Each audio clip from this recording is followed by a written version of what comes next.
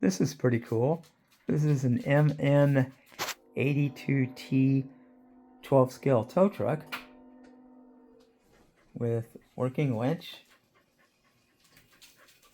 I don't know if the winch is a servo or a DC motor on a controller, but I will soon find out.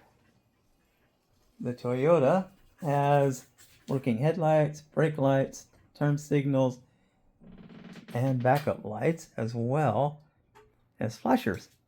So I turned on the flashers. The truck's got pretty good detail. There's a lot of things you have to put on yourself, like these mirrors. Bump that. There we go. They turned out great. Relatively easy to install. I have no complaints. The instructions were decent. Not great, but decent. It's not an actual 2-speed transmission or gearbox. The 2-speed setup is purely electronic. Press a button on the transmitter and it just limits the amount of forward momentum you can obtain by squeezing the trigger. Cab is pretty well detailed. That's all black, but all the detail there is there. There's the winch that you can use to hook the hook under another vehicle into it. This is a WPL UAZ 469. Hopefully I've pronounced the UAZ part correctly. It has working headlights. As you can see here, they're now flashing, probably because it's lost contact with the transmitter, which is sitting somewhere behind me. Let's see if we can fix that real quick, because I want to show this off.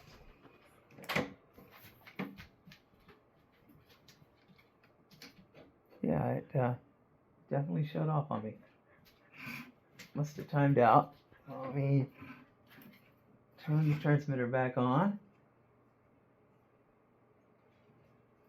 I can find the power button without looking too far over that way.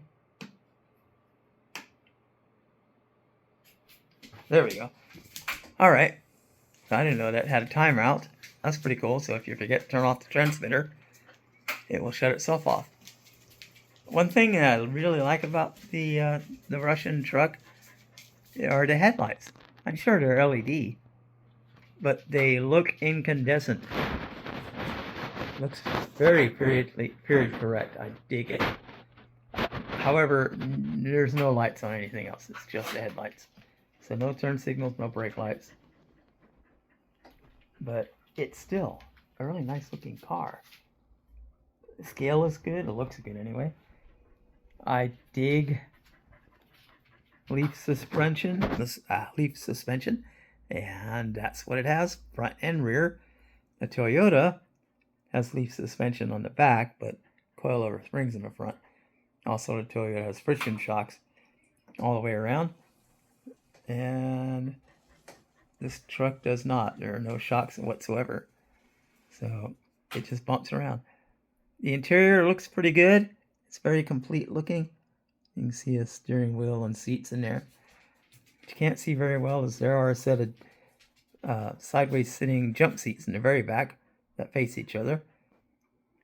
The top does come off. I've had the top off. I actually also removed the screws that hold the side windows in place so I can take them out easier.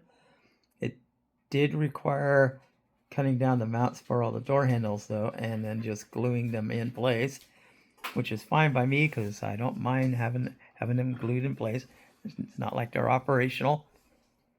Both vehicles store the battery under the hood, and in this case you can see I've managed to even squeeze the battery charger under with it.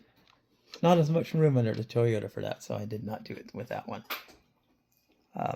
I really like the looks of this thing when you take the top and the side windows off. I'll probably run it that way more often than not because I like the look. So yeah, there are my two trucks. Both of them 12 scale. Both of them showed up today.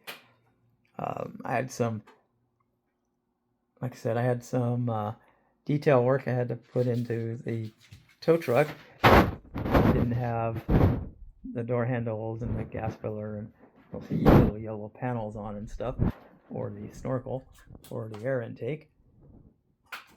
And this one, I had to mount the headlights, or no, I'm sorry, I had to mount the mirrors. And mount the mirrors, I had to take the roof off so I could get in there with a screwdriver because they're mounted from the inside out. It does not have a snorkel, but it's got a neat non-functional spotlight, which would be functional. But I'll have to look into that. So one more last thing to look at here is the taillights on the back of the tow truck. As you can see, the lights are flashing and the brake lights are on. I dig this kind of detail. It's really nice.